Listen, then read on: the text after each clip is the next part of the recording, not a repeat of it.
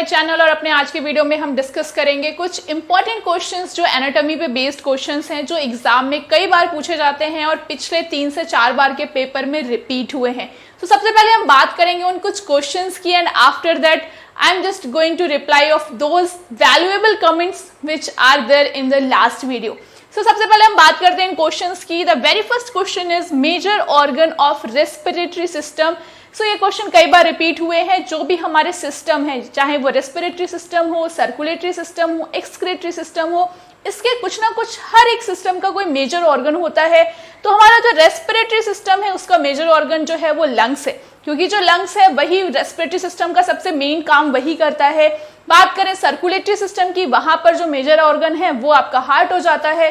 बात करें अगर हम एक्सक्रेटरी सिस्टम की, तो वहां पर आपको मेजर ऑर्गन जो है वो किडनी हो जाती है। इस तरह से जो है वो क्वेश्चंस आते हैं। उसके बाद सेकेंड है joints found in elbow and नी। तो यहाँ पर एल्बो और नी में किस तरह का जॉइंट पाया जाता है डिपेंड करता है कि आपको ऑप्शन किस तरह से दिए हैं।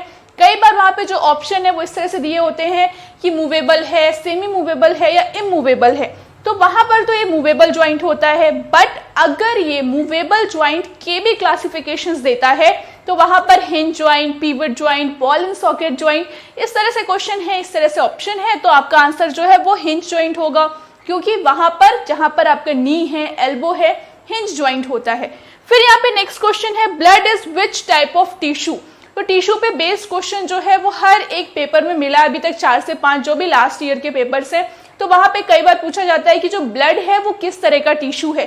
Blood is a connective tissue. Connective tissue क्या होता है, नर्वस टिश्यू क्या होता है, मस्कुलर टिश्यू क्या होता है, या फिर एरियोलर टिश्यू क्या है, एडिपोज टिश्यू क्या है, ये सारे क्वेश्चन है। इन पे बेस्ड क्वेश्चन, उसमें से कुछ चीजें लिखी होती हैं, जैसे एडिपोज टिश्यू जो है वो कहाँ पे पाया जाता है, या फिर कौन सा ऐसा टिश्यू है जहां पर फैट स्टोर होता है। तो इस तरह से जो क्वेश्चन है वो ऊपर नीचे करके घुमा फिरा के पूछे जाते हैं। बट द थिंग इज कि टिश्यू पे बेस्ड एक ना एक क्वेश्चन आपको मिल जाता है मोस्टली, जो भी आपने पेपर्स देखे होंगे। And blood is a kind of connective tissue, क्योंकि जो भी जो टिश्यूज हैं जो कनेक्टिविटी का काम करते हैं, चाहे वो ब्लड हो, लिम्फ हो, ये सब जो है कनेक्टिव टिश्यू में आते हैं। फिर उसके बाद हमारा नेक्स्ट क्वेश्चन है what is studied under kinesiology. तो किन्सियोलॉजी जो है वो क्या है? तो kinesiology it is the study of movement. जब भी हम जॉइंट्स और मूवमेंट के बारे में बात करते हैं, मूवमेंट यानी एक्सटेंशन, एब्डक्शन, ये सब हमारे टाइप्स ऑफ मूवमेंट है। तो जब भी हम बात करते हैं ये जो मूवमेंट है वो कितने टाइप्स के होते हैं, जॉइंट भी कई बार किन्सियोलॉजी में ही हम पढ़ते हैं। उसके बाद जो है वो मूवमेंट के कॉजेस क्या हैं, तो ये सारी चीजें जो है वो आपकी किन्सियोलॉजी में आती हैं। और अगर किन्सियोलॉजी के फादर के बारे में पूछा जाता है दैट इज अरस्तु। फिर यहाँ पर है लॉन्ग बोन्स एक्ट एज। तो जो हमारी लॉन्ग बोन्स है वो एज अ लीवर एक्ट करती हैं। लीवर जिन्हें हम उत्तोलक कहते हैं, जो लॉन्ग बोन्स है वो एज ए लीवर काम करती हैं, जिसमें हम फल्क्रम, एक्सिस और ये सारी चीजें जो है हम उनके मूवमेंट्स के बारे में पढ़ते हैं कि इस तरह के मूवमेंट में किस तरह का लीवर जो है वो काम कर रहा होगा। फिर हमारा नेक्स्ट क्वेश्चन है effect of exercise on respiratory system. तो जब भी ऐसे इफेक्ट वाले क्वेश्चन आते हैं तो वहां पर 1 या 2 से ज्यादा ऑप्शन होते हैं। कई जगह 3 ऑप्शन जो है वहां पे होता है ऑल ऑफ दीज, कई जगह 2 ऑप्शन जो है वो वहां पर होते हैं। तो यहाँ पर होता क्या है, रेस्पिरेटरी सिस्टम पे क्या इफेक्ट पड़ता है एक्सरसाइज का, ट्रेनिंग का।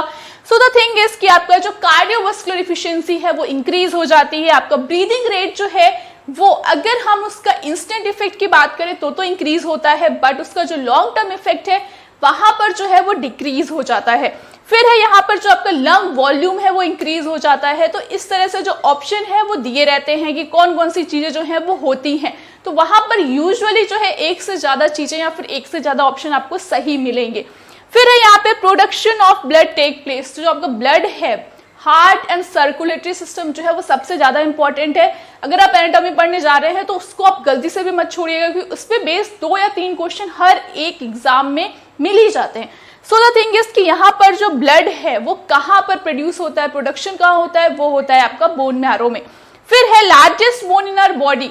सबसे लंबी बोन कौन सी है, दैट इज फीमर, जो कि थाई में पाई जाती है और जिसकी लंबाई ऑलमोस्ट 48 सेंटीमीटर होती है। दैट्स वाई उसको हम लार्जेस्ट बोन कहते हैं, जो कि सबसे लंबी है। फिर है involuntary muscles are also known as.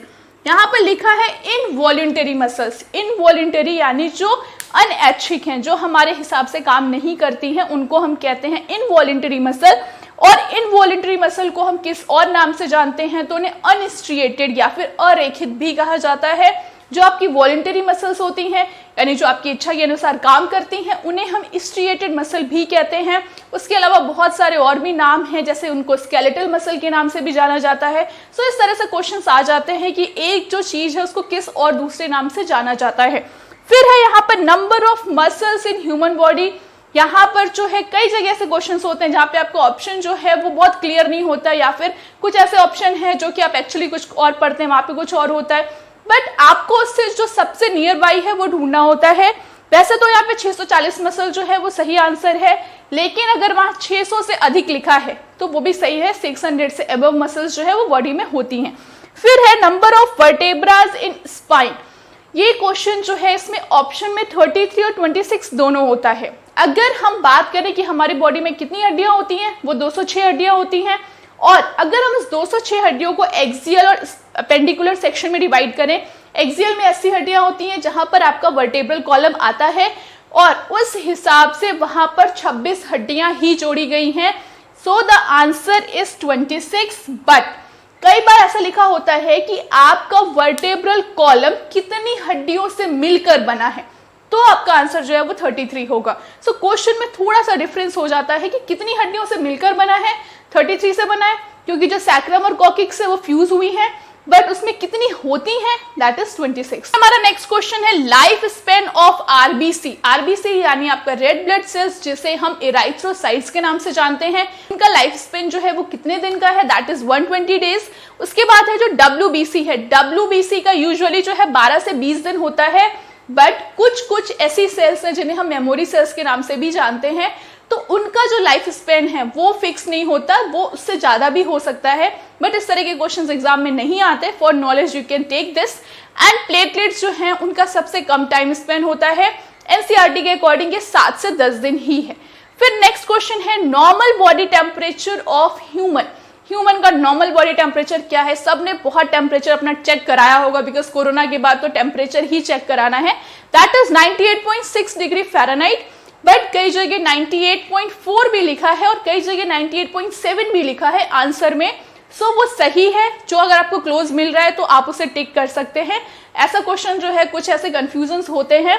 अगर डिग्री सेल्सियस में बात करें दैट इज 37 डिग्री सेल्सियस, तो ये दोनों चीजें आपको याद रखनी है।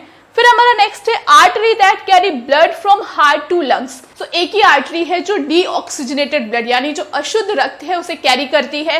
हार्ट से लंग्स की तरफ जो जाता है वो आपका जो ब्लड है वो डीऑक्सीजनेटेड है, वहां से ऑक्सीजनेटेड होके वापस आता है। तो उसकी जो साइकिल है उस पर बेस्ड भी कई बार क्वेश्चंस पूछ लिए जाते हैं कि जो हार्ट से लंग में जाता है वो किस आर्टरी के थ्रू जाता है, दैट इज पल्मोनरी आर्टरी। उसके बाद जिससे आता है दैट इज पल्मोनरी वेन, और किस आर्टरी के थ्रू जो ब्लड है वो हार्ट के मसल्स में जाता है, दैट इज कोरोनरी आर्टरी। तो ये क्वेश्चन जो हैं थोड़े से इधर उधर किए जाते हैं, but you should know the exact answer. उसके बाद है element required for the formation of haemoglobin. So ये सबको पता है हीमोग्लोबिन के लिए कौन सा एलिमेंट रिक्वायर्ड होता है, दैट इज आयरन। आयरन की ही प्रेजेंस की वजह से जो हीमोग्लोबिन है या फिर जो ब्लड है उसका कलर जो है वो रेड दिखता है। Then the question is total number of pair of ribs. यहाँ भी थोड़ा सा कंफ्यूजन है। अगर लिखा है पेयर ऑफ रिब्स तो भाई 12 ही पेयर होते हैं, बट कई जगह लिखा होता है टोटल नंबर ऑफ रिब्स, तो वहां पे अगर पेयर नहीं लिखा है सो दैट इज 24। फिर है time taken by heart to beat once. एक बार हार्ट को बीट होने में, मतलब एक जो पूरा हार्ट की साइकिल उसमें कितना टाइम लगता है, जिसे हम कार्डियक साइकिल भी कहते हैं। यहाँ पर जो total number of heart beat है 1 मिनट में वो होती है 72 यूजुअली, बट कई बार 70 से 72 भी लिखा होता है, 72 से 75 भी लिखा होता है। दोनों ही आंसर सही है अगर आपको दोनों में से कोई भी एक मिल रहा है, बट 72 हम आइडियल मानते हैं, और 72 को अगर आप निकालेंगे तो यहाँ पर एक बीट का टाइम जो है वो आपको मिलेगा 0.8 सेकेंड। सो एक बीट को होने में कितना टाइम लगता है, एक बार जो बीट करता है हार्ट, दैट इज 0.8 सेकेंड। फिर है 1 ड्रॉप ऑफ ब्लड कंटेन्स, यानी एक बूंद जो ब्लड है उसमें कितने आरबीसीज होते हैं, उसमें 5 मिलियन आरबीसीज होते हैं। ये क्वेश्चन जो है वो केवीएस में भी आया है, एनवीएस में भी आया है, एंड जो टीजीटी के पुराने पेपर है वहां भी 2 बार ये क्वेश्चन आया है। फिर है which organ from respiratory system is responsible for voice. Voice जो आप बोलते हैं तो जो आवाज आती है उसके लिए एयर भी रिक्वायर्ड है, अगर एयर नहीं होगी तो भी आप नहीं बोल सकते। So it is a part of respiratory system. But कौन सा वो पार्ट है, वो है लैरिंज। दो चीजें होती है, कई बार कंफ्यूजन हो जाता है, फेरिंज और लैरिंज। तो लैरिंज जो है उसे वॉइस बॉक्स के नाम से जाना जाता है, एंड लैरिंज ही वो ऑर्गन है रेस्पिरेटरी सिस्टम का जो आवाज के लिए रिस्पॉन्सिबल होता है। फिर है यहाँ पे question, total number of alveoli in lungs. तो लंग्स में कितनी एल्वियोलाइज होती हैं? They are 700 million. फिर है which cell is responsible for blood clotting. Blood clotting के लिए कौन सी सेल रिस्पॉन्सिबल होती है? आपका जो है थ्रोम्बोसाइट, प्लेटलेट्स, इन दोनों में से कोई भी ऑप्शन आता है तो सही है, बिकॉज प्लेटलेट्स का ही नाम जो है वो थ्रोम्बोसाइट्स है। कई जगह इसके अलावा भी चीजें लिखी होती हैं, अगर विटामिन के लिखा है तो वहां पर वो विटामिन के सही होगा, बट अगर ऑप्शन जो है सेल में दिए हैं तो यहाँ पे आप प्लेटलेट्स और थ्रोम्बोसाइट्स ही लगाएंगे। फिर है fracture where bone is broken partially. ऐसा फ्रैक्चर जहां पर जो बोन है वो कंप्लीटली ब्रेक नहीं होती, ऐसा फ्रैक्चर जहां पे आपकी जो बोन है वो पूरी नहीं टूटती, आधी टूटती है, तो उसे हम कहते हैं ग्रीन स्टिक फ्रैक्चर, जो कि यूजुअली जो है वो यंगर एजेस में होता है, यानी बच्चों में होता है। फिर है instrument use to measure lung capacity. Lung capacity को मेजर करने के लिए कौन सा इंस्ट्रूमेंट यूज किया जाता है? That is spirometer. और अगर आता है ब्लड प्रेशर को नापने के लिए कौन सा इंस्ट्रूमेंट यूज किया जाता है? That is sphygmomanometer. तो इस तरह से कुछ ऐसे इंस्ट्रूमेंट्स हैं। बॉडी फैट को मेजर करने के लिए कौन सा इंस्ट्रूमेंट यूज किया जाता है? That is skin fold caliper. Height को नापने के लिए कौन सा इंस्ट्रूमेंट यूज किया जाता है? That is stadiometer. आपके जॉइंट्स के बीच की रेंज को नापने के लिए कौन सा इंस्ट्रूमेंट यूज किया जाता है? That is goniometer. Static strength को नापने के लिए क्या यूज करते हैं? That is dynamometer. इस तरह से आपको चीजें पता होनी चाहिए, सब बेसिक सी चीजें हैं, सो दे आर रिक्वायर्ड। सो ये थे आपके questions which we have discussed. फिर बात करें उस ज्ञान के बारे में जो आप लोग ने कमेंट्स में बोला है।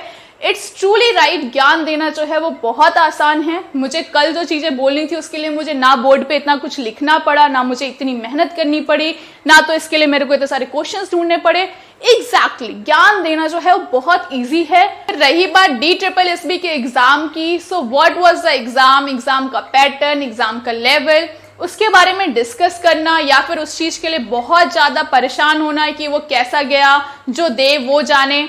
मैंने भी अटेम्प्ट किया है and I don't know what is going to be the results, क्योंकि मैंने भी पहले टाइम ही अटेम्प्ट किया है। और मैं इसलिए अटेम्प्ट नहीं करने गई थी कि just because I have to see कि भैया मेरे को वीडियो बनाना है इसलिए मैं इतनी दूर गई थी अटेम्प्ट करने। No, actually that was not the reason. I had also attempted just because I want the job. So हम सब ने उस चीज को किया है and we all had faced कि जो पेपर है, जो क्राइटेरिया है, पैटर्न है, जो भी चेंजेस हैं, दैट इज फॉर एवरीवन। जितने भी लोगों ने, सिर्फ एक दो नहीं, लाखों लोगों ने एग्जाम दिया है and that was same for everyone. So इतना ज्यादा उस चीज के लिए इतना परेशान होना, या फिर you are asking to me give me your roll number. भाई रोल नंबर लेके क्या करोगे? जब आएगा result I will tell you what's the result. Maybe result अच्छा हो ना हो, क्या फर्क पड़ेगा? ना बताने से वो चेंज नहीं होने वाला है, ना तो सर्कमस्टांसेस चेंज होंगे। Only thing you can do, you have to focus on the next exam. शायद ये पहली बार ही हो रहा है कि इतने कम टाइम में आपको दो एग्जाम मिल रहे हैं और दोनों जो है वो एक जैसे ही है, मतलब दोनों की जो इंपॉर्टेंस है वो एक जैसी है। So just focus on the next one. आपने जो भी किया, यू डिड द बेस्ट। आप अपने उस टाइम में, आप अपनी बेस्ट ऑफ पोटेंशियल्स में जो भी कर सकते थे, एवरीवन हैड डिड दैट। सो उसके बाद अभी आप किसी को ब्लेम करेंगे या फिर किसी को बोलेंगे कि किसी ने क्या किया, अच्छा किया, बुरा किया, it doesn't make a sense.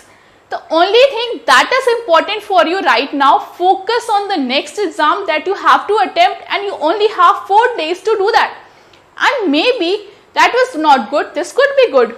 So इतना ज़्यादा उसके लिए hectic होना and saying ज्ञान देना बहुत easy है, yeah exactly, this is exactly the right thing.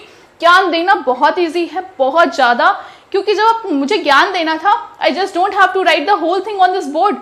Simple stand से एंड एडिट करने में भी मेहनत नहीं लगी, जस्ट बिकॉज उसमें ऐसा कुछ था ही नहीं, ऐसा कुछ थी कंटेंट ही नहीं है कि आप वहां गलत बोल दोगे, you just have to crop this. So that's a very easy thing, yeah I agree for that, but the thing is that just focus on what is coming next.